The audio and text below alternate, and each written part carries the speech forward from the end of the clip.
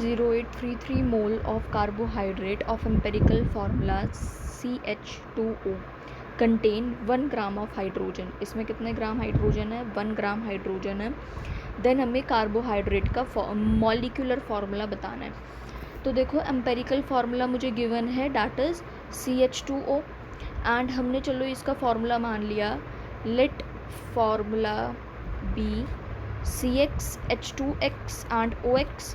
अगर किसी भी n की इसके साथ मल्टीप्लाई हुई होगी, क्योंकि देखो मॉलिक्यूलर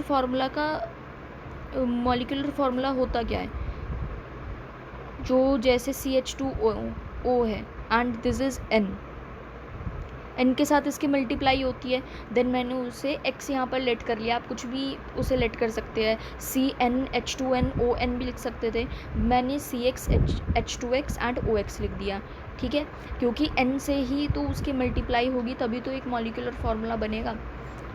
तो इन 1 mole of hydrogen, 1 mole hydrogen में 2x ग्राम है, ठीक है, and in 0.0833 mole of hydrogen कितने हैं? 2x into 0.0833। ये कितना कुछ अप्रॉक्सीमेटली 1 आएगा, ठीक है, अप्रॉक्सीमेटली ये कुछ समथिंग 1 आएगा।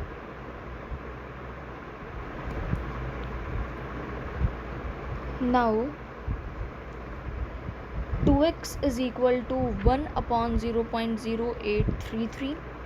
देखो यहाँ पर यह आया ना इक्वल टू 1, इसे हम इक्वल टू 1 कैसे लिखेंगे?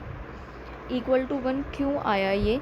बिकॉज हमारा हाइड्रोजन का जो वेट है, आपने पढ़ा है, देखो नंबर ऑफ मोल्स क्या होते हैं, number of moles is equal to mass upon में मोलर मास, ठीक है, ये पढ़ा हुआ है ना आपने, number of moles is equal to mass upon में मोलर मास, ठीक है। तो नंबर ऑफ मोल्स आपको निकालने हैं एंड 2x आपने उसका मास ले लिया एंड देन उसका मोलर मास के ही तो इक्वल होगा ना वो। 1 मोल को हम 0.833 से मल्टीप्लाई करेंगे एंड 1 ग्राम हमें हाइड्रोजन क्वेश्चन में गिवन है, इसलिए हम उसे इक्वल टू 1 रखेंगे। Then 2x is equal to 1/0.0833, ठीक है। नाउ अब इसे x को हम यहाँ रख लेते हैं जैसे, तो ये आएगा 12/2। जब हम इसे सॉल्व करेंगे ना, इसे कट करेंगे तो ये अप्रॉक्सीमेटली 12 के इक्वल आएगा, ठीक है। देन ये हमारा x इज इक्वल टू 6 आ गया। सो नाउ एम्पेरिकल फार्मूला आपको क्या दिया हुआ था? CH2O एंड मॉलिक्यूलर फार्मूला क्या होता है?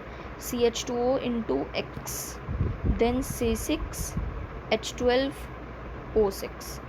तो ऑप्शन में हमें कहीं पे दिया हुआ था ये, बिल्कुल second option would be correct.